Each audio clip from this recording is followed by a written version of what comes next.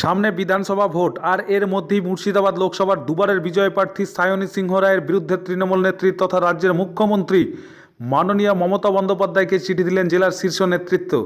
তাহলে কি ভোটের আগে দলের অন্দরে বিবাদ, নাকি একটি ষড়যন্ত্র? কি বলছেন মাননীয় সায়নী সিংহ রায়?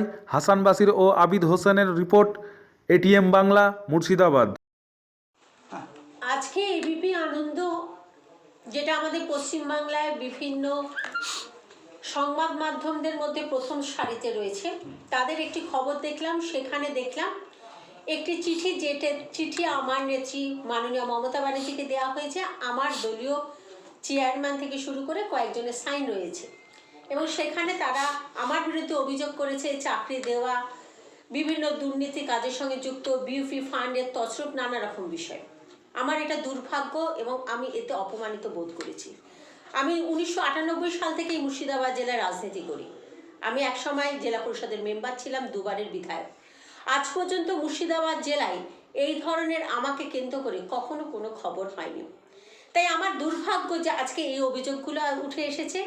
আমি তাই আমার নেত্রীর কাছে চিঠি দিয়েছি এবং তার কাছে আমি প্রার্থনা করেছি যে যে অভিযোগগুলো আমার বিরুদ্ধে তারা করেছে সেগুলো পুঙ্খানুপুঙ্খভাবে তদন্ত হোক, এবং তদন্ত সাপেক্ষে তাদেরকে প্রমাণ করতে হবে এটা সত্যি না মিথ্যে। যদি তারা এটা প্রমাণ না করতে পারে, আমি চাইব আমার দল তাদের ব্যাপারে শক্ত পদক্ষেপ গ্রহণ করুন। কারণ এতে শুধু আমি অপমানিত হচ্ছি না, আমার দলও ক্ষতিগ্রস্ত হচ্ছে।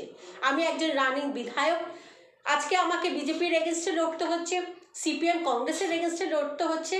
আজকে যারা দলকে অভিযোগ করার পরে সেই চিঠি যখন প্রেসের সামনে নিয়ে আসে, অর্থাৎ বুঝে নিতে হবে তারা বিজেপি বা সিপিএম কংগ্রেসের হাতকে শক্ত করার জন্য এই ধরনের কার্যকলাপ করছে।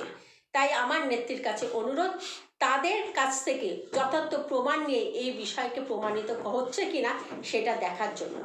আমি একজন নাগরিক হিসাবে এতটাই অপমানিত বোধ করেছি যে আজকে যদি তারা যথার্থ প্রমাণ না দিতে পারে, তাহলে আমি মানহানির মামলা পর্যন্ত করতে দ্বিধাগ্রস্ত হব না।